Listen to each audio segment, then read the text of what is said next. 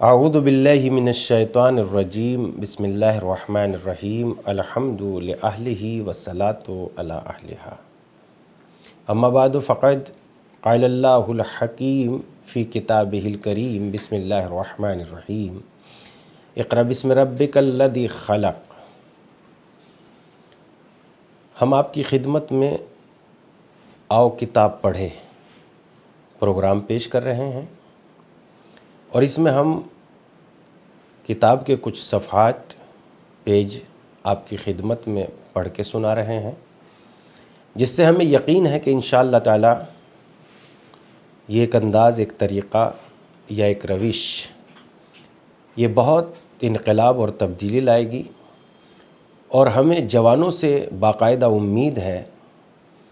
کہ وہ اپنے مذہب کی تعلیم کربلا، جس میں امام حسین علیہ السلام نے اپنے پورے خاندان، قبیلے اور دین کی بنیاد پر دین کی حفاظت کے لیے آل اولاد اور جناب علی اکبر جیسے جوان کو شہید کرا دیا اور قربان کر دیا، ان کے حالات اور واقعات کیا ہمیں اچھی طرح نہیں جاننے چاہیے؟ تو اس اعتبار سے ہم یہ چاہتے ہیں کہ ہمارے ساتھ آؤ کتاب پڑھیں میں آپ شریک ہوں، اور ایک مرتبہ جب ہم آپ کو کتاب پڑھ کے سنا دیں گے تو انشاءاللہ آپ اس کو بار بار سن سکتے ہیں، کتاب بھی حاصل کر سکتے ہیں۔ یہ کتاب صحیفہ کربلا، کربلا کے موضوع پر یا تاریخ کربلا پر ایک بہت بہترین خزانہ اور بہت ہی لاجواب کتاب ہے۔ یہ بالکل سہل یعنی آسان طریقے سے تحریر کی گئی ہے، اور اس میں تقریباً سب کچھ سمو کے رکھ دیا گیا ہے، سمو دیا گیا ہے۔ یعنی کربلا کے لیے مدینے سے نکلے، مکے پہنچے، مکے سے نکلے کوفے کے راستے میں، کوفے کے راستے سے کربلا، کربلا میں کیا کیا حالات انجام پائے، رونما ہوئے، اور پھر وہاں سے اسیران اہل حرم کوفہ، کوفہ سے شام، اور شام سے کربلا، اور کربلا سے پھر مدینے تک کے حالات کیا ہیں۔ واقعاً اس کتاب میں بہت ہی عمدہ طریقے سے ان باتوں کو پیش کیا گیا ہے۔ لہذا آپ سے گزارش ہے کہ ہمارے ساتھ آؤ کتاب پڑھیں میں شرکت کیجیے اور ہمارا ساتھ دیجیے، تاکہ ہم زیادہ سے زیادہ جوانوں کی خدمت میں دینی معلومات کو آسان طریقے سے پیش کر سکیں۔ آج کی ہماری گفتگو، کل 82 تک ہماری گفتگو مکمل ہو گئی تھی، آج کی ہماری گفتگو 82 سے 92 تک ہم آپ کی خدمت میں آؤ کتاب پڑھیں میں صحیفہ کربلا کو پڑھ کے سنائیں گے۔ آپ ہمارے ساتھ ساتھ پڑھیے، اور اگر آپ کی دلچسپی بڑھے گی تو انشاءاللہ پھر محرم کے بعد ہم اس پروگرام کو لائیو بھی کریں گے، اور آپ ہمارے ساتھ جڑتے رہیے۔ کل ہماری گفتگو امام حسین علیہ السلام مدینے سے نکل رہے ہیں، اس وقت جناب ام سلمہ سے کیا کہا، اور اپنی شہادت کے بارے میں امام حسین علیہ السلام نے کیا فرمایا۔ آج کی گفتگو ہماری مدینے سے نکلنے اور مکے کی طرف روانہ ہونے کے سلسلے میں ہے۔ مدینے سے مکے تک کی گفتگو آج ہماری شروع ہوتی ہے۔ شروع کرتے ہیں۔ امام حسین علیہ السلام اتوار کے دن 28 رجب سن 60 ہجری کو مکے سے مدینہ کی طرف چلے، اور 3 شعبان کو شب جمعہ میں مکہ پہنچ گئے۔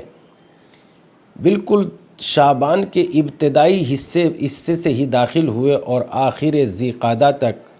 مکہ معظمہ میں 4 مہینہ 5 روز تک امام حسین علیہ السلام مکہ معظمہ میں رہے۔ 8ویں ذی الحجہ یعنی ترویہ کے روز مکے سے عراق کی سمت روانہ ہوئے، اور اس دن مسلم بن عقیل نے کوفے میں انقلاب کا نعرہ بلند کر دیا تھا۔ امام حسین علیہ السلام نے مکہ اس وقت چھوڑا جب آپ کو یہ خبر ملی کہ یزید نے عمرو بن سعید بن عاص کی سرداری میں سالاری میں مکہ ایک لشکر بھیجا ہے اور اسے امیر الحجاج مقرر کر کے کہا ہے کہ تاکید کی ہے کہ جہاں بھی امام حسین علیہ السلام کو پاؤ انہیں قتل کر دو۔ دوسری طرف امام حسین کو یہ اطلاع مل چکی تھی کہ آپ کو قتل کرنے کے لیے یزید نے 30,000 آدمی بھیجے ہیں۔ یہاں تک یہ نقطہ بھی قابل توجہ ہے، اہل حجاز کو اہل بیت سے دشمنی تھی اور وہ حضرت علی کی شان میں گستاخی کرتے تھے۔ چنانچہ زین العابدین علیہ السلام فرماتے ہیں کہ مکہ و مدینہ میں 20 آدمی بھی ہمارے طرفدار نہیں ہیں۔ بہرحال جب امام حسین کو یزید کی سازش کی خبر ملی تو خانہ خدا کی حرمت کے لحاظ کرتے ہوئے آپ نے طواف و سعی کے بعد حج کو عمرہ مفردہ سے بدلا اور مکہ مکرمہ چھوڑنے کا فیصلہ کر لیا۔ محمد حنفیہ کے علاوہ آپ کے بیٹے، بھائی، بھتیجے اور اکثر اہل بیت امام حسین علیہ السلام کے ساتھ تھے۔ سفر کے دوران امام حسین علیہ السلام اس آیہ کریمہ سورہ مبارکہ قصص آیت نمبر 21 کی ہمیشہ تلاوت کرتے رہتے تھے۔ سفر کے دوران فخرج منها خائفا يترقب قال رب نجینی من القوم الظالمین، یعنی جناب موسیٰ علیہ السلام وہاں سے نکلے مدین کی طرف تو اس وقت خوف زدہ تھے اور وہ کہتے جاتے تھے قال رب نجینی من القوم الظالمین، پروردگار عالم مجھے ظالم قوم سے نجات عنایت فرما۔ مکہ جانے کے لیے امام حسین علیہ السلام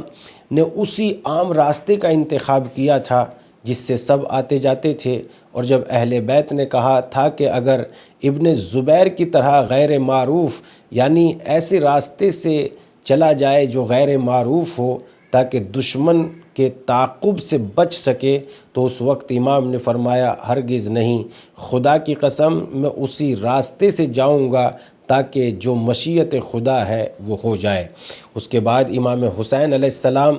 مدینے سے مکے کی جانب رواں دواں ہے۔ اس دوران ایک ملاقات یعنی درمیان راہ میں عبدل بن مطی نے امام حسین علیہ السلام سے ملاقات کی اور عرض کی قربان جاؤں، کہاں کا ارادہ ہے؟ امام حسین علیہ السلام نے فرمایا فی الحال تو مکہ کا قصد ہے اور خدا سے خیر طلب کرتا ہوں۔ عبداللہ بن مطی نے کہا قربان جاؤں، میں بھی آپ کے لیے خدا سے خیر چاہتا ہوں، لیکن ایسا نہ ہو کہ آپ مکے سے کوفہ چلے جائیں، کیونکہ کوفہ وہی شہر ہے جہاں آپ کے والد کو قتل کیا گیا، آپ کے بھائی حسن کو دشمنوں کے چنگل میں چھوڑ دیا گیا اور ان پر اتنا کاری زخم لگایا تھا کہ قریب تھا کہ شہید ہو جاتے۔ خدا ناخدا خانہ خدا میں رہیے، آپ عرب میں بڑے خاندان سے ہیں اور رتبہ و عظمت کے اعتبار سے حجاز میں کوئی بھی آپ کے برابر نہیں ہے، وہیں رہیے تاکہ اطراف کے لوگ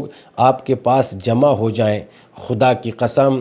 آپ کے بعد ہمیں زنجیروں میں جکڑا جائے گا۔ یہ ملاقات عبداللہ بن مطی سے ہونے کے بعد امام حسین علیہ السلام نے اپنا سفر جاری رکھا اور امام حسین مکے میں داخل ہوتے ہیں۔ امام حسین علیہ السلام 3 شعبان شب جمعہ کو مکہ میں داخل ہوئے اور آپ کی ورد زباں یہ آیہ کریمہ تھی وَلَمَّا تَوَجَّهَ تِلْقَى مَدْيَنَ قَالَ عَسَىٰ رَبِّي أَن يَهْدِيَنِي سَوَاءَ السَّبِيلِ، اور جب جناب موسیٰ نے مدائن کا رخ کیا تو اس وقت کہا ان قریب پروردگار مجھے سیدھے راستے کی ہدایت کرے گا۔ یہ آیہ کریمہ آپ کی زبان پر تھی۔ اس وقت امام حسین علیہ السلام مکہ میں رہ گئے اور دوسرے لوگوں کے ساتھ بھی آپ نے ملاقات کی جو عمرہ کے لیے مکہ میں مقیم تھے، رہتے تھے۔ عبداللہ ابن زبیر نے بھی جو خانہ کعبہ کے نزدیک تھا نماز و طواف میں مشغول ہو گیا اور ہر روز دن میں امام کے پاس ملاقات کے لیے آتا اور بہت زیادہ پریشان رہتا تھا، اس لیے جانتا تھا کہ جب تک امام حسین علیہ السلام مکے میں موجود ہیں اس وقت تک اہل حجاز اس کے ہاتھوں پر بیعت نہیں کریں گے، کیونکہ امام حسین علیہ السلام ایک خاص حیثیت کے مالک تھے اور زیادہ تر لوگ آپ کی اطاعت کرتے تھے۔ عبادت کے تظاہر سے عبداللہ بن زبیر کا مقصد لوگوں کو دھوکہ دینا تھا، اور امیر المومنین علی بن ابی طالب علیہ السلام نے اس کے بارے میں فرمایا تھا کہ اس نے دنیا حاصل کرنے کے لیے دین کا جال بچھایا ہے۔ آج بھی ایسے بہت سارے لوگ ہیں جو دین کا جال بچھانے کے بعد دنیا کو جمع کرتے ہیں، جبکہ جانتے نہیں ہیں کہ دنیا اسی طریقے سے لپٹ جاتی ہے جس طریقے سے ریشم کے کیڑے کے اوپر اسی کے منہ سے نکلا ہوا وہ تار جو ریشمی ہوتا ہے اس طریقے سے لپٹ جاتا ہے کہ پھر اس ریشمی کیڑے کو، جو ریشمی کیڑا بناتا ہے ریشم، اس کو نکلنے نہیں دیتا، بلکہ وہ تار ہی اس کا مقبرہ بن جاتی ہے۔ تو آج بھی بہت سارے لوگوں نے دین کا جال بچھایا ہے دنیا کو طلب کرنے کے لیے۔ اے کاش کہ خدا ایسا ہو جائے کہ عبداللہ بن زبیر جیسے لوگوں کو پہچاننے کی خداوند عالم طاقت، بصیرت اور ان کے مقابلے پر کھڑے ہو کے گفتگو کرنے کی طاقت دے دے، اس لیے کہ آج بھی دین کی حالت وہی ہے جو کل تھی۔ اس کے بعد اس میں کوئی شک نہیں ہے کہ اموی حکومت سے جنگ کرنے میں عبداللہ ابن زبیر کا مقصد رضائے خدا کا حصول نہ تھا، بلکہ وہ زمام امت کو اپنے ہاتھوں میں لینے اور قدرت پر پہنچنے کی فکر میں زندگی گزار رہا تھا۔ عبداللہ ابن عمر نے اس حقیقت سے اس وقت پردہ اٹھایا جب ان کی بیوی نے اپنے شوہر سے تاکید کے ساتھ کہا عبداللہ بن زبیر کی بیعت کر لیں، تو عبداللہ بن عمر نے بیوی سے کہا کیا تم نے وہ سواری دیکھی ہے جو حاکم شام حج کرنے کے موقع پر جس پر سوار ہو کے آیا؟ مجھے یقین ہے کہ ابن زبیر صرف اسی شان و شوکت کو حاصل کرنا چاہتا ہے اور اس سلسلے میں عبادت و طاعت خدا سے مدد حاصل کر رہا ہے۔ یعنی یہ بالکل اپنی شان و شوکت چاہتا ہے اور اس سلسلے میں صرف وہ عبادت سے مدد حاصل کر رہا ہے۔ امام حسین علیہ السلام مکے میں جب قیام فرما تھے تو اسی دوران مکے میں اپنی نانی جناب خدیجۃ الکبریٰ سلام اللہ علیہا کی قبر کی زیارت کرنے کے لیے گئے اور وہاں نماز ادا کی اور اپنے خدا سے مناجات کی، اس لیے کہ جناب خدیجۃ الکبریٰ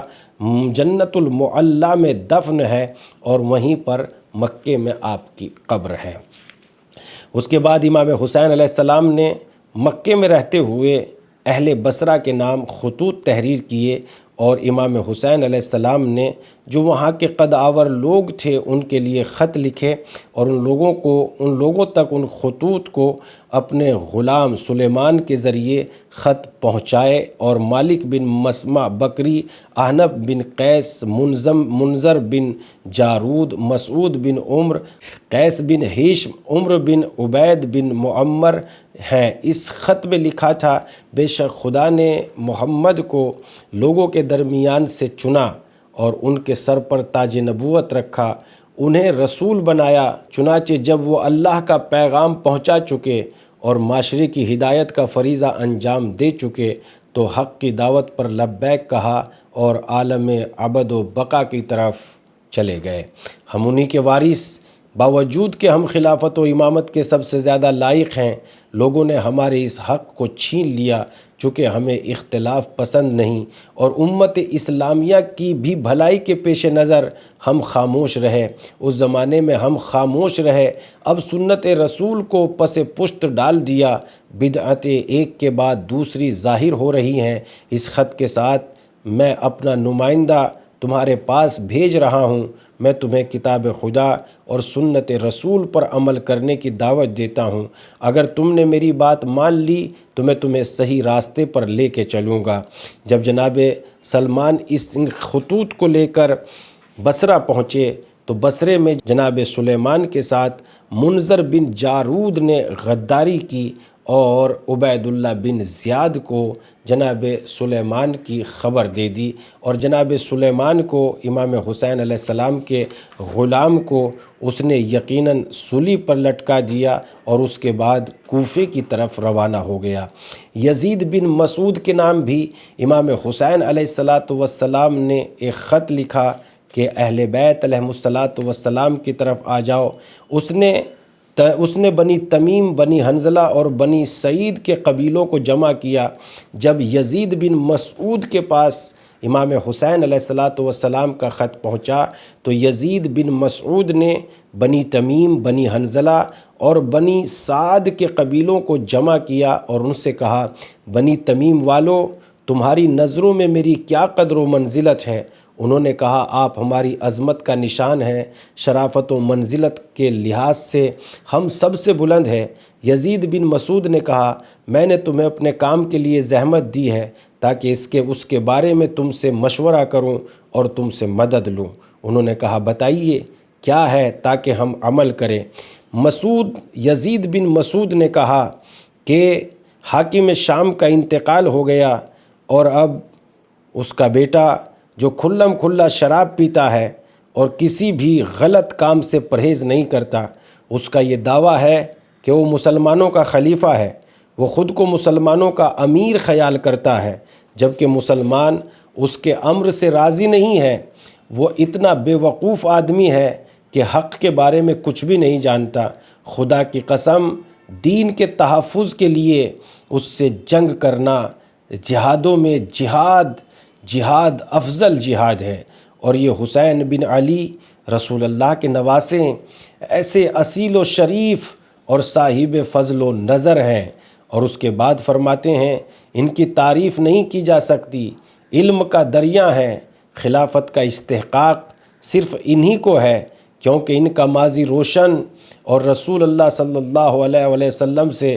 رشتہ اور ان کی محبت و مہربانی کو عام و خاص سبھی جانتے ہیں۔ انہوں نے خط لکھا ہے اور تم پر حجت تمام کر دی، نور حق سے منہ نہ موڑو کہ تاریکیوں میں گھر جاؤ گے، باطل کے گرداب میں پھنس جاؤ گے۔ جنگ جمل میں تم نے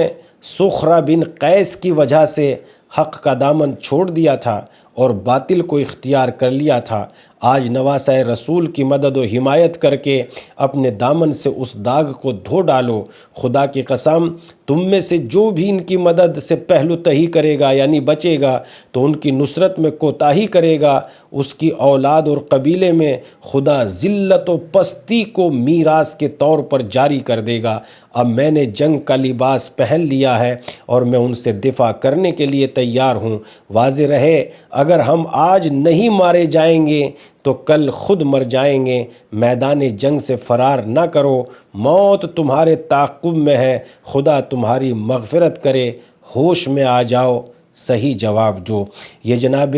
یزید بن مسعود نے اس وقت تقریر کی تھی جب امام حسین علیہ السلام کا قاصد بصرہ میں خط لے کے پہنچا تو امام جناب یزید بن مسعود نے بنی تمیم، بنی حنظلہ اور بنی سعد کے لوگوں کو مثلاً بلایا اور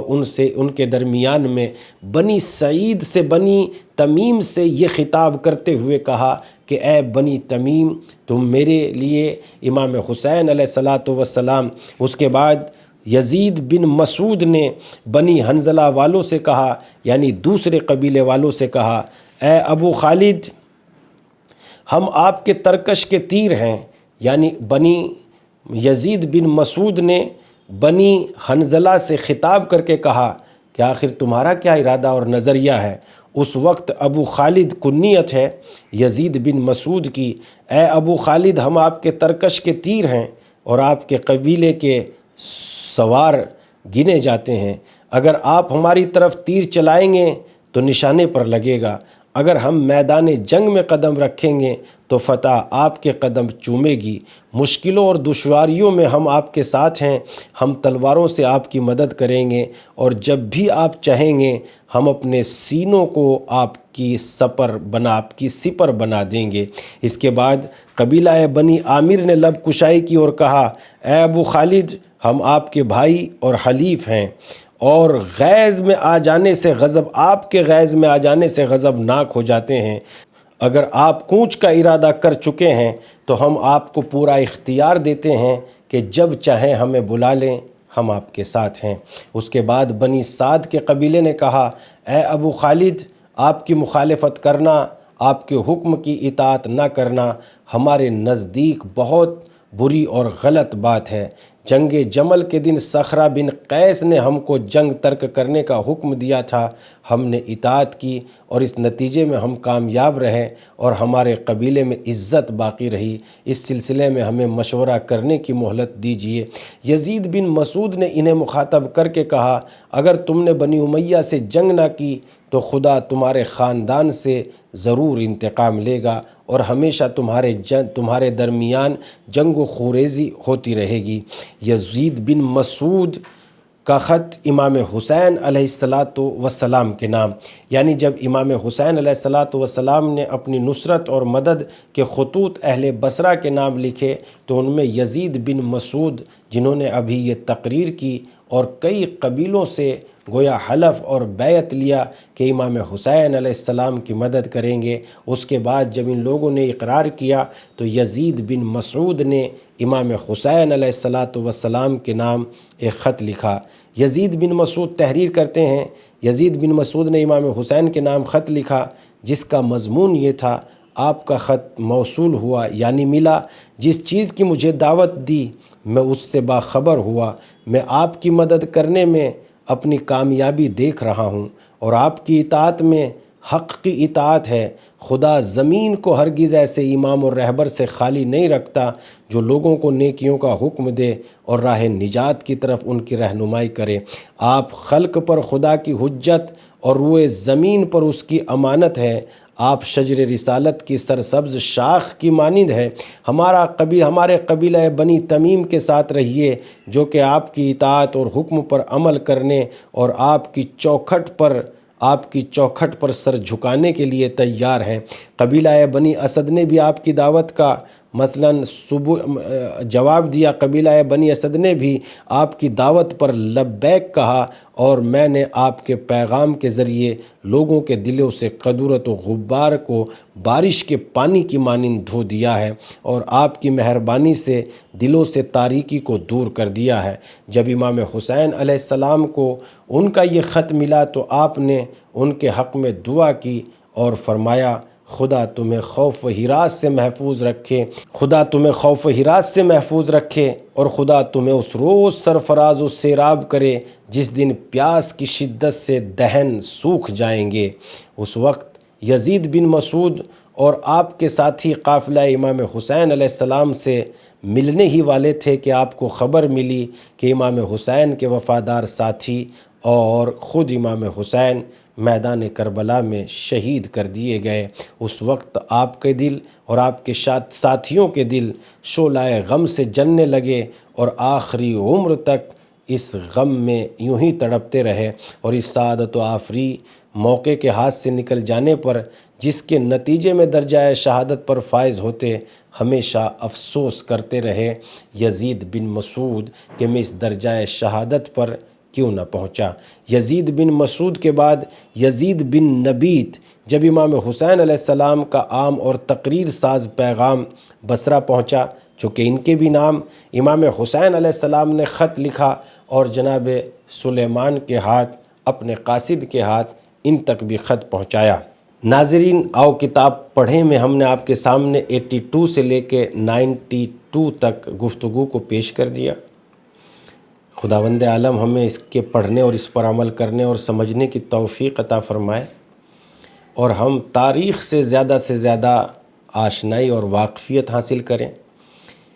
انہی صفحات کے درمیان سے جو ہم نے آپ کی خدمت میں پڑھ دیے ہیں،